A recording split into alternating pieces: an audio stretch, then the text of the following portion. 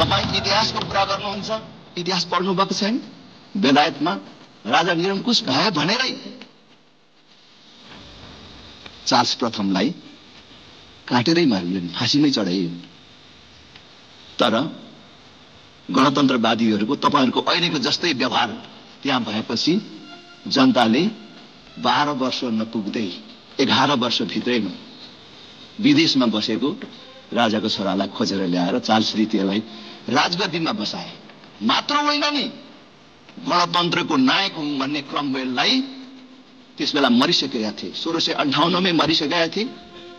1660 मा जनताले च्यानबाट खोदलेर निकालेर उसको अस्थि पञ्जरलाई फाँसीमा चढाए। त्यसकारणले जनताले चाह्यो भने यो गणतन्त्र जान्छ।